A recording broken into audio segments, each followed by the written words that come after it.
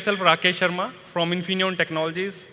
I come from the application engineering team from Infineon Technologies, and we support for the power semiconductors. Today in my session, I'll be taking you through the use of WBG wide band gap devices, how we can use wide band gap devices to unleash the full potential of solar applications in solar power systems, basically.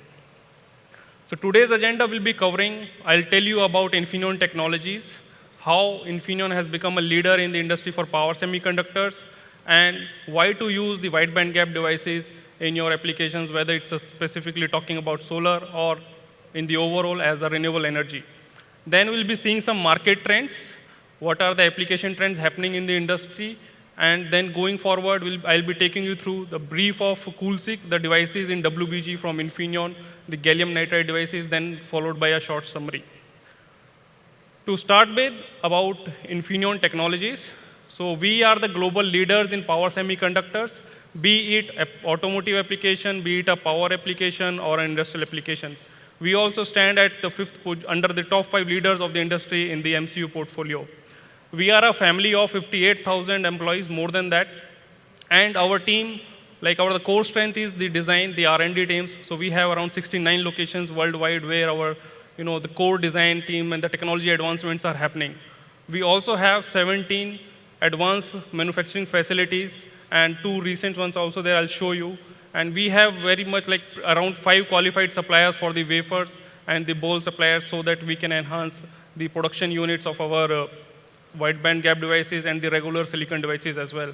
We have good application understanding from the market from our customers, and we have different packages, different portfolios for our devices in the WBG and the existing silicon technology as well. Here is an overview. So there are 3 key technologies in the industry. Basically, if we talk about the power semiconductors, the one is silicon, so which has been there in industry since long. Then the next one is the silicon carbide, which is a wide band gap technology. The gallium nitride is also under wide band gap. More to then, we also have the MCUs in our portfolio. We have different sensors, security ICs, authentication. So we have a very large portfolio. If you visit our website at infineon.com, you will find many more devices. But today's session, we are focusing on the wide band gap devices. So why? Just to understand how Infineon has become leader, and we are continually growing in the power semiconductor industry, and we have a good footprint among our customers. As we see around us, lots of changes are happening. The demographics are changing. The tier 2 cities are becoming tier 1. The population is increasing. The electrification has been done by the Indian government for the rural areas, plus the electricity where there were longer cuts, so that has also reduced. But all of this is putting burden on the existing grid system. And we are using more of the fossil fuels. We are using more depleting resources to fulfill those energy requirements. But what we can do, this is also impacting our climate changes. But what Infineon, as of now, as in industry, as the natives of this country or this globe, what we can do is we can put our efforts to reduce this energy footprint. We can use renewable resources we are already started, hydrogen is coming in. We are using the solars, and we are using the hydro energy, wind powers. So specifically talking about on the power electronics sides, so the older silicon technology is not good enough, or they have their own limitations so that they cannot give you superior performance. So that is where the need comes to have the devices which can go further and give you better performance of the devices, better reliability, better quality. So that is where the WBG devices comes into picture, which is categorized into 2 segments. One is the gallium nitrides, the other is the silicon carbides. We also have invested in our factories. So we did 1.6 billion euros of investment to get the fully automated chips facility in Fila. We have done more than 2 billion investment in our Malaysia Kulim factory for the capacity expansion as well. So last year we acquired GaN Systems, which is also one of our competitions in the GaN industry. We acquired them for around 837 million US dollars, and their portfolio is now complementing us. We have now accelerated roadmap for the WBG GaN devices. We have their R&D expertise plus our own R&D expertise, market understanding, the customer base. So everything now jointly comes in, and we have, the Infineon owns technology on the GaN is different to what the GaN system comes up. So we now have both the technologies in industry by GaN Systems joining us. And now we are, leaders, the true leaders in the power semiconductor industry globally. This is just a glimpse what Infineon has with them. So combined silicon carbide and gallium nitride, we have more than 29,000 patents already and few in application. So these patents are basically on the device technology, based on the packages, based on the power modules, and different voltage classes, like one of the previous presentations shown, one of the charts, like where you have different high voltage class. So the industry is growing, the technology is growing, the newer systems are coming, which creates need for the newer devices. So Infineon is continuously working on getting more devices. Here is a timeline showing the Infineon's journey. So if you see, we started working on the wide band gap devices since 1992. Although that time we were with Siemens, and we spun off from Siemens in April 1999. After that also, our thinking of like never stop thinking. So our motto was, and we continuously worked on improving the technology. We did the wafer technology improvements. We did different package innovations. We different different footprints to reduce the sizes, different modules, and we have also devised new packages which are now standard across the industry, designed by Infineon.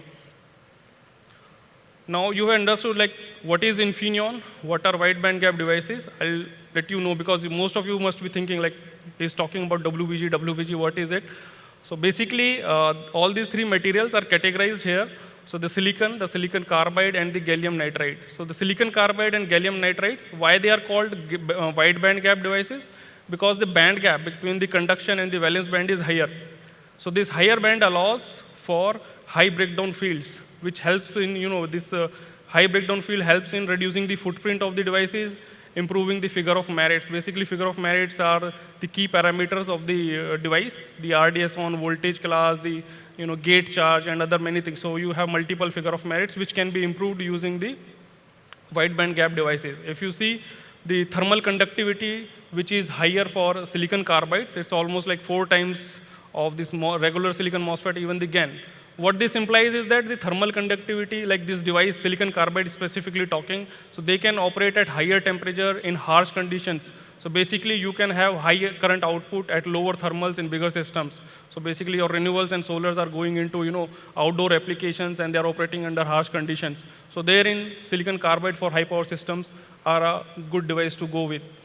On this electron drift velocity, so we have the gallium nitrides and the silicon carbides. If you see, the gallium nitride has a little higher electron drift velocity, which means that they can be operated at higher switching frequencies. So they can go into megahertz of switching frequencies. What it implies is like when you go to higher switching frequencies, you reduce the size of passive components, you reduce the size of magnetics, so that your overall system size comes down, your weight comes down, your price of the system also reduces. So ultimately, the WBG, the wide band gap devices, improves your overall system performance, reliability, quality, and the number of years required. So I'll show you, the reliability required in solar industry is, quite for long years. Then we have like a basic comparison. The silicon has been there, like these normal silicon MOSFETs that you see have been there in industry for very long time. And these are having like a very wide portfolio, very broad portfolio of in the terms of voltage class, if we talk in terms of packaging, in terms of RDS on. So you can, that is why their price is also low, because they are the first ones to enter the industry and being used widely in the industry. On the other hand, the silicon carbides, like I mentioned, so they are already in the market. We are working since 1992, and they almost a decade now. Most of the companies are there working on silicon carbides. They can complement the silicon devices because the gate driving is very much similar to the normal silicon MOSFETs, so there is no hard and fast rules required to drive the silicon MOSFETs. They can work in harsh conditions. They can work at higher, the outdoor applications in ESS or the solar central inverters, solar sink inverters.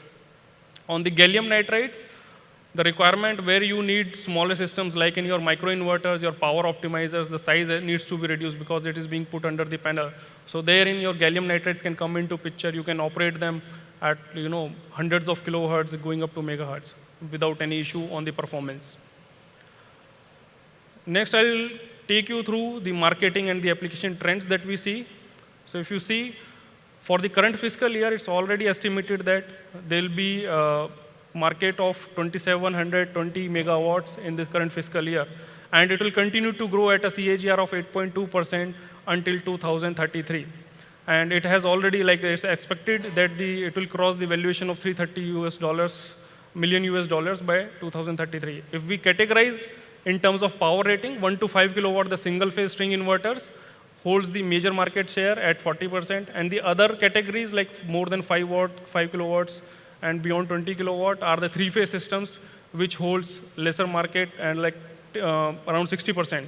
But as we all know that introduction of the Pradhan Mantri Surya Ghar Yojana has been there, which gives subsidy under 5 kilowatt systems, basically under 3.5 kilowatt systems.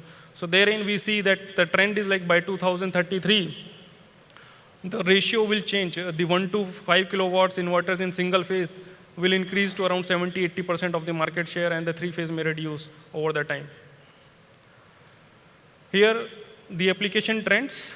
On the solar side, if we see, the panel power rating has increased. Earlier it was under 300 watts. Now we get panels up to 600 watts, 630 watts. And the voltage, PV voltage is also increasing. The lifetime required, the warranty requirements for the solar system has gone up to 25 years. But for these long years, for the high voltage PV systems, for supply, giving this power for the high power, like somewhere around 2 kilowatts, 3 kilowatts, if we talk about the Pradhan Mantri Surya Ghar Yojana.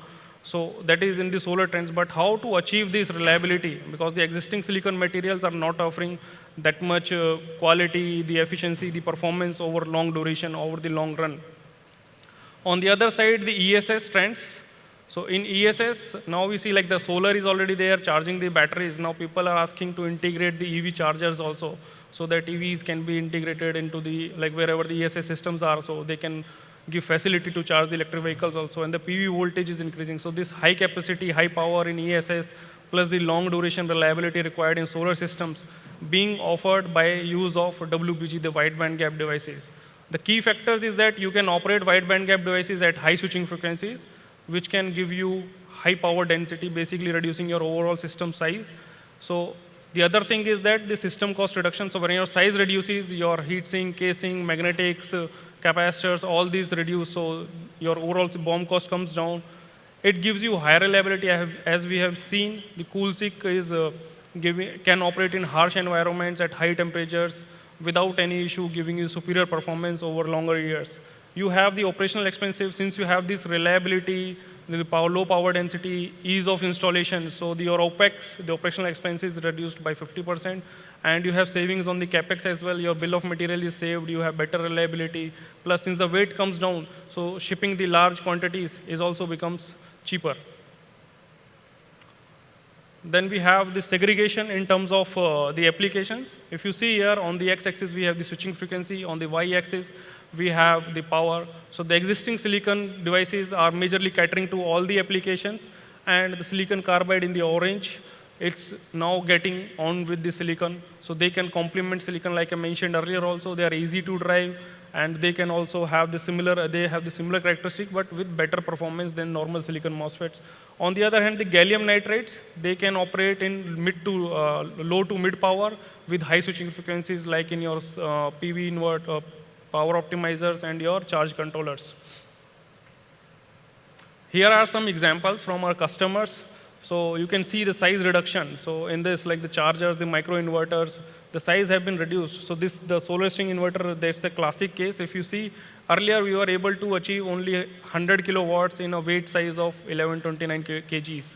Now if you see the latest one, which is achieving higher power, 25% higher power, and the weight is reduced to only 77 kg from 1129 kg few years back. So this is the power of WBG that you can also achieve in your systems. Just taking you through the Infineon CoolSiC. Why we call it CoolSiC? It's a branding for silicon carbide, so that we use. So it's CoolSiC is the MOSFET devices. So if you can see over the years, we have done advancements in the technology. We have reduced the footprints also in the SMD packages. Now we have double D package, QD packages, which is giving you low stray inductances. You can have higher switching frequency performances with silicon carbide. So you can see the PD. PD is the power density, basically. It is the power you can have in per cubic inch. So like 7 watts per cubic inch with passive cooling, and that is like now 6 to 7 in this double D package and the IPM package also with passive cooling. So that is like you are not giving any additional fan or additional cooling from outside. Still you are achieving high power density, means smaller size, superior reliability, superior quality of the products. Here, what we are doing is like we already have 5 qualified wafer suppliers for the silicon carbides with us for the wafers and the bowl. And we also use the cold split technology. Basically, this comes from Selectra. We acquired a company called Selectra, and Selectra offers this cold split technology. Basically, we having saving of the bowl is basically the raw material for making wafers. So ideally, if you use the traditional technologies, there is a 50% wastage of the bowl. And if we use cold split technology, so we are reducing that wastage of 50%. Then we have this superior trench technology. So out of the wafers produced, we can yield more, 30% higher yields are coming up in the same wafer, which like other suppliers, other competitions cannot achieve. We offers the unmatched reliability with the zero field return. Since silicon carbide has been there since here, people are using. We have not seen field failures from our customers on these devices. We have done innovation on the packages. We have deep understanding of the systems. And like mentioned earlier, we are doing continuous investments in expanding the capacities of our production facilities and bringing up new fully automated fabs. On the cool GaN part, the gallium nitrides. So the existing standard for qualifying the electronic component is JEDEC, JEDEC. And what we feel at Infineon that the qualifying with the existing standard is not possible, like not satisfactory for qualifying the gallium nitride devices. We need additional test methods, we need additional methodologies, approaches to qualify the GaN devices. That's why we have created additional tests. We do the quality profiling for testing the fit rate.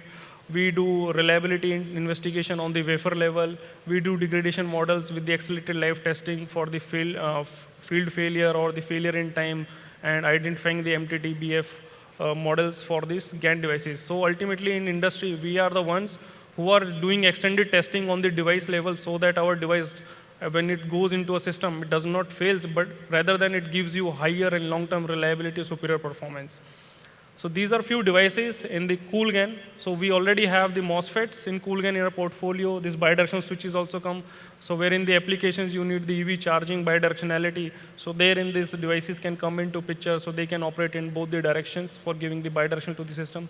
These devices are the coming soon devices, which is like the cool GaN Smart is an integrated lossless sensor, current sensor in the single package with the gallium nitride MOSFET and additional protections. The cool GaN drive is basically a driver with a single MOSFET, and the another configuration is like a gate driver with 2 half-bridge MOSFETs in a single package, so that your overall system size comes down. You have the system optimization, cost optimization without sacrificing on the performance and reliability. The other may not be important for you. It is basically for the PD controllers, power delivery adapters and chargers, wherein we are coming up with a controller which will be having the gate drive, PD controller, the GaN MOSFETs in a single package. Coming to the summary, that Infineon offers full range, all the 3 materials. We are the leaders in these 3 materials. We have done so much of R&D into these materials, and we have come up with different packages, different RDS on voltage classes. And it has been proven at our customers also that the reliability of these components is outstanding. No one can match us in the industry. Plus to that, these WBG devices can be used in all the applications, whether it's a low power application going to very high power application. On the WBG quality approach that I have shown few slides back, we have created additional tests to qualify our silicon carbides, to qualify our gallium nitride MOSFETs, so that they perform reliably in the industry, because solars, renewables, they need very long years of warranties from the customers, and the system has to perform. Basically, if you are getting issues after 5 years, 6 years time, then it does not make sense to have a high reliability system with the existing technology, and ultimately you are spending more. So it is better you spend a little more initially when you do the design, so that your ultimate reliability product is into the market living for longer years. Capacity expansion, we are continuously investing into increasing our capacities, giving fully automated facilities so that WBG productions can be done efficiently, and our customers don't face the issue that they are limited in terms of supply. So we have a lot of capacity with us. We have new materials coming up. We have new packages coming up. We have new technologies coming up with us. Thank you very much for your patience listening. Thank you.